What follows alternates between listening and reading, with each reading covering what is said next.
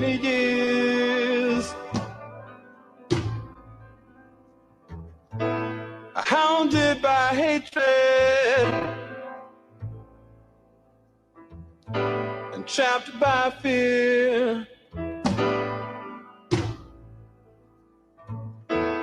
I'm in a box. I've got no place to go. If I follow my mind,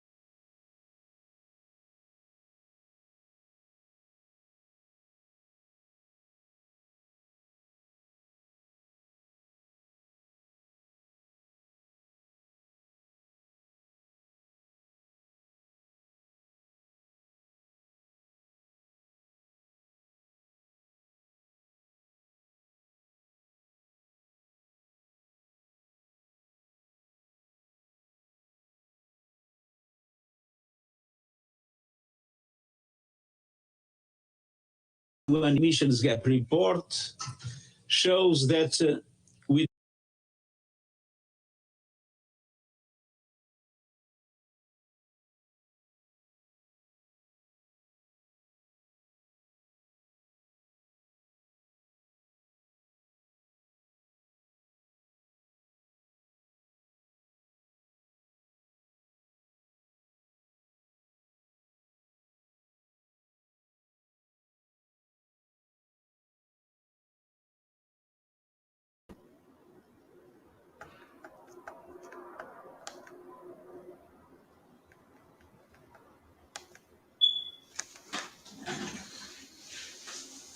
Peace, everybody. Greetings and welcome to the Northeast Political Prisoner Coalition podcast. I'm Frank Brown. I'm with my comrade, Haqq.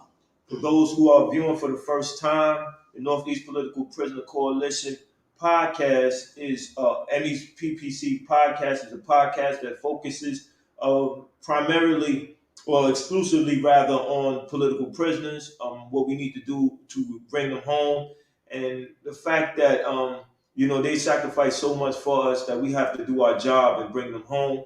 Recently, we were given a success by our collective work of getting the release of two political prisoners, David Gilbert and Russell Malone Schultz. And, and with them being home, that means that it's possible for that to happen. Along with that, we recently celebrated a people's victory of the success of the tribunal. The tribunal it gives us more ammunition to free our political prisoners. It gives us a historical record of the atrocities that common people, working class people, have faced throughout the inception of the United States of America. I think that we need to take this ammunition very seriously, and we need to internalize it and ask ourselves, what does it mean for us in particular, and what does it mean for us individually, right? Because we're not um, doing certain things all the time. Like we're not watching TV all the time. We're not at work all the time. There are times in our lives that we have to sit back and look at what's happening in the world, and we have to ask ourselves what we need to do regarding of our position as it relates to society. We know that the political prisoner had made that understanding very clear by the actions that they took regarding their participation in organizing of working class people and common people in general to move people forward to create a more humane society. I think that we have to really be serious when it comes to our political prisoners, and that's why the Northeast Political Prisoner Coalition is committed to that seriousness by being consistent in this particular work. My brother Abdul Haq. Peace and love, brothers and sisters. Like the brother just said, two of our heroes were recently granted freedom. And this is a very great inspiration. It lifts up our hopes. One of the strategic objectives of the enemy is to oppress us to the point we have no hope. There's an old spiritual that talks about oppression that says, oppress so hard that you could not stand.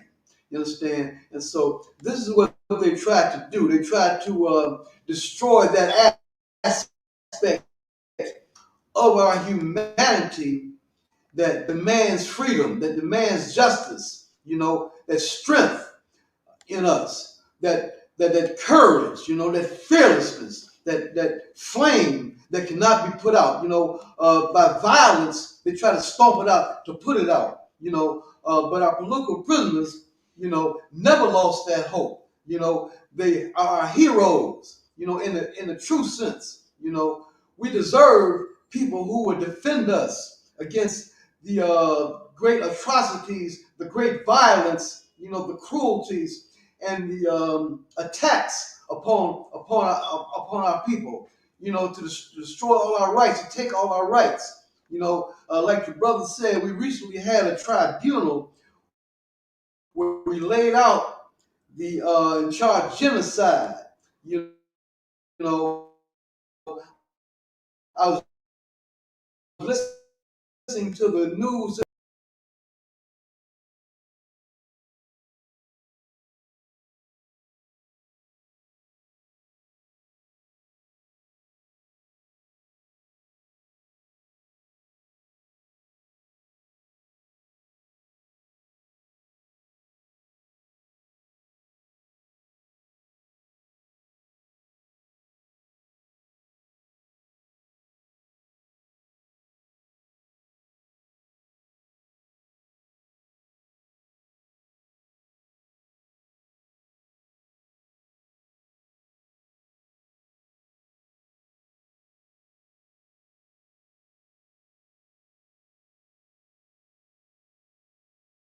theory is not taught to children.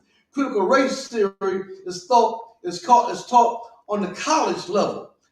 So they're trying to brainwash our babies. They don't want our babies to know the truth and want our babies to grow up to be Uncle Toms, bootlicking Negroes walking around here waving American flags. Every time I see a Negro with an American flag, I laugh to myself. You understand? Because of the history, the true history of what these folks have done to us. The atrocities and violence that match no other in the history of the world. So these are our heroes, and we deserve heroes.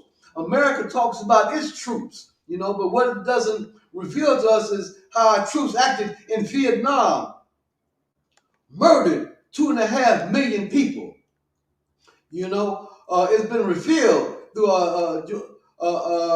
through various what they call whistleblowers that these American troops that they call their heroes, they went through Vietnam and set people on fire, burned people alive. In Iraq, they went in villages and kicked down the door and murdered families and laughed. You understand? And like it was a great party or something, like they was enjoying themselves. This is something that has come out, and they call these people heroes, talking about our troops. They set us an example of Colin Powell, Uncle Tom Negro, who told a lie which caused the death of millions of people. Colin Powell said that there was evidence, hard evidence, that Saddam Hussein had weapons of mass destruction, but UN inspectors had given the information to the president that there were no weapons of mass destruction. They knew there were no weapons of mass destruction, so they went in there anyway. So why did they go in there? For one reason. The whole world is obvious why they went in there. They went in there for armed robbery for natural resources, And so these are the people, these type of traitors, and these troops are what they project to us that these are our heroes. But our real heroes are those who stood up and loved us, who expressed their love through sacrifice, in the real world, instead of some imaginary world that they give us through the education, through their curriculums, a curriculum that tries to soften up the real history and give us a fake history. So we said, no, we got to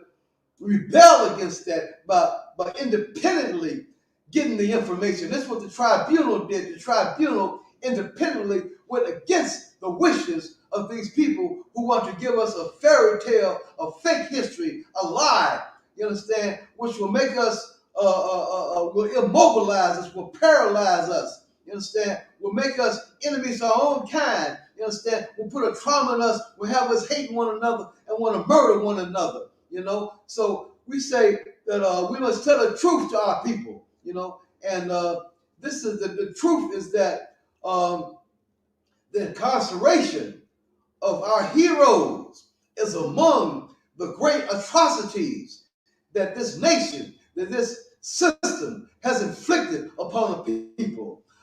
A system that went around the world and just wiped people out, you understand, and said that God was their crime partner, that God said it was all right for them to do this, the doctrine of discovery, the manifest destiny, the Berlin Conference, which the Pope participated in, where they divided up the colonies, for these war crimes against our humanity, these crimes against humanity that they're perpetuated. So we say that we got to tell the truth, you understand? And we're telling the truth about who our political prisoners were. To get the real information on our political prisoners, go to Jericho, political prisoners. You can go to Jericho, political prisoners addresses in order to write them letters, instead to communicate with them, because their words, their ideas need to be out here among us instead of incarcerated.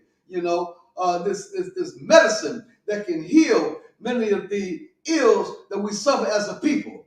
This needs to be circulated among our people. They need to be free, and we need our people to stand up, you understand, and raise a mighty voice to create wave upon wave, each wave stronger to bring our political prisoners home. And like I said, we have hope because a couple of our comrades have been granted freedom recently. Black Power. Black Power. There's a very important statement that was said by our political prisoner, Sundiata Koli. He said that the state don't free political prisoners, the people do. I Right. look at that, or rather, I listen to that statement and I ask myself, what does that mean to me, right? With the recent release of our two political prisoners, I think that that allows me to understand that the state didn't want to release those political prisoners. In fact, they wanted those political prisoners to die in prison because the United States says that there are not no political prisoners, that these people are criminals, they are terrorists, and they need to be incarcerated for a lengthy amount of time. We say that these are freedom fighters, and they, prior to their incarceration, were involved in organizations that were geared towards the advancement of common people. I think that that's very important that we understand our role regarding freeing our political prisoners, that we have to be on track to do what's right, that we have to take on that responsibility. We have to educate our sons, educate our daughters, educate ourselves, educate our family members. And we have to continue to talk about this serious matter because our political prisoners are waiting for us to free them, right? We have to have demonstrations in the community, demonstrations on the street corners. We have to have these very important conversations because if we don't have them, who will have them, right? Because we know that they're not going to let every prisoner be heard. They're not going to make it easy for us to free our political prisoners. So we have to have lawyers. We have to have people doing the work. We have to have our own media. That's why this podcast is so important because it gives us that authority to produce something whenever we want. And we stand on what we're producing, and we stand on the fact that we have the necessary ammunition to bring our political prisoners home. If you're not part of organization that's doing political prisoner work, I think that you need to seriously take that up. As we presented so many times by Killer Mike, who said that his vision is for enough people to have, I think he said 1 million people donating $2.50 a week, which is $10 a month. That's $10 million a month we would have towards political prisoners or people who sacrifice for us. Because nothing that we have in the United States is given to us. Everything is received through our work, through our effort, through our struggle, our pain, our blood, our tears, our sweat. All of that is necessary for us to sit on the and wherever we want in the bus, to live wherever we want, to have the type of jobs that we want. So people who think they quote unquote made it in America, you are only getting to where you at because somebody made a sacrifice for you. And there's so much more work for us to do to create the change that is necessary for common people to have a decent life. And I think that that's what our political prisoners do. They allow us to see that it's possible to make change, right? But you have to be willing to put forth that effort. Brother Haqq? Yeah, my brother. One thing that is significant about the justice that Maroon got was that Maroon was a brother who had a very, very powerful personality, substance of his character, the courage, you understand, the strength, you understand, that this brother had, is something that is very, very valuable to us in this time, you understand, um, in that because of who he was and because of this character, the prison authorities, whenever there was a beef in the penitentiaries, they would come to Maroon, you understand, to squash the beef. And right now we're in the midst of senseless killing among our people, killing over nothing. I stepped on your shoe. I looked at you. About nothing, about silly stuff.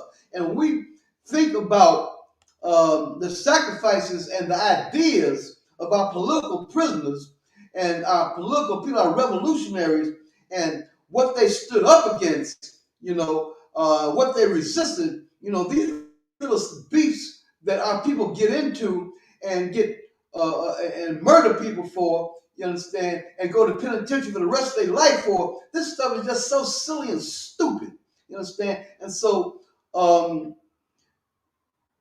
like I was saying, to highlight the value of a brother like this, you understand, is that we need this type of leadership in the street. So I want to read.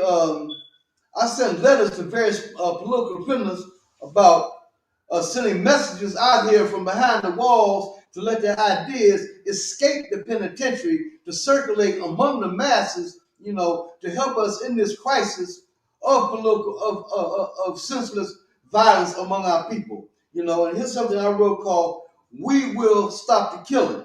I sent this to various political prisoners.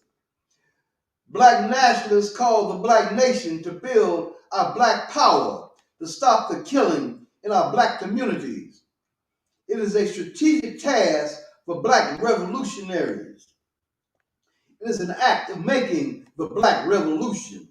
Our relationship to this ultra subhuman violence of white supremacy contains the political education of how we will stop the killing. Comrade George Jackson said, "The principal reservoir of revolutionary potential in America lies in wait inside the black colony." When we ask the black masses how we are going to stop the killing, the responses show that they know how. To understand, what these folks have done to us, gives us the know-how, the knowledge of how we're going to resolve it, okay? The theme of is rehearsed often. They show awareness that we have to relate as family. And I just wanted to mention right here, at this point, that Larry Hoover, leader of the Black Gangster Disciples, he said that a universal principle is love. This is the principle which is going to resolve the violence among our people. And he is one of the people that I send letters to. I sent a letter to Jeff Ford, known as Imam Malik now, and several other black political prisoners, you understand, about stopping this violence. They know that we have to jettison the defeatism of the conquered and abandon the do-nothingness of the poison consciousness in the in black inferiority. Now, most of the people we go out talking about stopping the violence, they down and they right on. They throwing up the fist. But I can count of one or two to say that it can never be stopped. And this is what the enemy wants us to believe. Feel defeated, right? Yeah, the defeatism, the do nothing, sitting on the dead behind, doing nothing. You understand? Eating and drinking and partying, and doing nothing. You understand? Because they feel defeated. So like I said, I run into a couple of people like this. You understand? And our movement, you understand? That is one of the things that we have to overcome. This idea that there's nothing that we can do about our situation.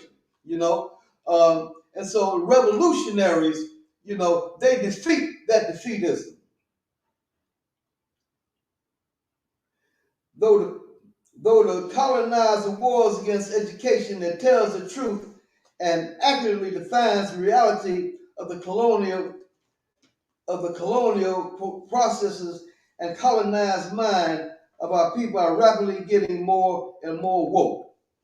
This crisis of killing and gun violence is making much political noise like gunshots and bombs in our communities and among the family. History has revealed how the enemy's ideas and culture has assailed our hearts and minds like an epic of machine gun fire aimed at killing our identity. But we have struggled on through it all, and we know who we are. In Garvey's words, we are a mighty race that will stand up and accomplish what we will. Funerals make it clear that we are in a war and not a party, concert, or a fashion show. We are at war with the colonizers. We call the great numbers of the black colony to make terrible, highly aggressive, vehement war against the colonizer and colonized mind, the colonized mind of self-hate, and that do nothing, inferior feeling, sitting on hopeless, dead behind, agreeing with the colonizer that there's nothing that we can do to determine our future. Visualize the potential of black power, replacing all that reactionary colonized steel of the defeated with the black revolutionary faith in our masses that says we will stop the killing. Contact us at 718-398-1766. Okay, so that's a letter that I sent to several of our political prisoners, you know. Very powerful letter, man. Right on, my brother. And like I said, we encourage all of y'all out there to write our political prisoners, you understand, to show the love, you know, to get that communication going back and forth, you know, because these brothers, you understand, and sisters have much to offer us in our current situation. You know, we are dealing with an enemy that's lying to us. We're dealing with an enemy. Yes. You mentioned he was playing a video about Democracy Now! Where they was talking about climate change. This is an enemy, you understand, who is making a situation. I wrote a poem about this too. Who's creating a situation where y'all is listening to this and think about this. Think about how it would feel if it gets to be 250 degrees and you are cooked alive. This is an enemy who is lying to you, who is creating this situation, this climate change. You understand? Tornadoes. You understand? Hurricanes. You understand? Drought. You understand? Heat and cold. Climate change. Climate going crazy. You know, through his greed, he knows he's doing it. You understand? He is quite aware of this and lying about it. You know, and tries to talk soft about it. You understand? This is the enemy that is telling us that we must abandon our political prisoners. Our political prisoners are criminals. You know, this is an enemy that you cannot trust. Like I said, just think about in 2021-35, you being cooked alive if it's 250 degrees out there. You understand? So I wrote a poem about that, you know, which I'm going to be releasing soon. Inshallah, Black Power. Black Power. Well said. Everything is on point. Yeah. I think that right now we gave people enough information for them to make a decision about what they need to do. We encourage everybody to get involved. We posted our information. If anybody needs to continue to contact us, just DM me, as they say, or me or Brother Abdul Haqq Islam. My name is Frank Brown, aka Sefus and Kofa. You can just DM me about getting involved in this particular work, because we can't do it without the support of people who are viewing this program. Just before we get out, we just gonna hit you with a message from our brother Killer Mike. Very important message, because this message keep us in tune with what we need to do. As well, and I have to give the credit to this idea, Miss Kathy Hughes of Radio 1. She's like, Michael, it is time that you guys organize a fund to set aside to help people who sacrifice for our freedom. Meaning, every time something happens, I hear this. Why don't the gang bangers jump up and do something for us? Why don't you kill them? You kill each other. And I say to myself, when is the last time you sent money to Assata Shakur? When is the last time you sent money to Matulu Shakur? When is the last time you sent money to Mumia Abu Jamal, or Larry Hoover, or Jeff Ford, or Leonard Peltier? When is the last time you have made it your business to send money to a revolutionary or a hoodlum that has helped us? And until we start to do that, how can we ask these young men to be warriors? Because if they do it in the name of the hood, at least the hood gonna honor their name always. At least the hood gonna make sure at least their children got something, or their mama's house is looked after. As a community, if we're going to ask people to bungee jump for us with no cord, be prepared to take care of them when they get a life sentence. Be prepared to look after their families. See, I don't mind the work getting done, but let's take care of the workers. Let's stop asking more out of people than we would do for ourselves. So what I'd like to see, my dream thing, is to see 1 million people from the culture dedicate $10 a month That's $10 million a month, $120 million a year toward taking care of civil rights leaders who have worked on our behalf and are elderly now and don't have to take care of themselves, like Rosa Parks, whose rent was paid by the owner of Little Caesars Pizza. We should have had a fund to make sure that she never had to worry about that again in her life. We should have a fund that makes sure money makes it to Assata Shakur, and Matulu Shakur has legal representation and food, and Leonard Peltier, who has diabetes in jail, can get insulin and taken care of. And until we start doing it, $10 a month is about what you pay on a couple fast food restaurant visits. So if 1 million of us do that for the rest of our life, look at how well we'll be taking care of the people that we're asking to sacrifice on our behalf. I agree. And recently,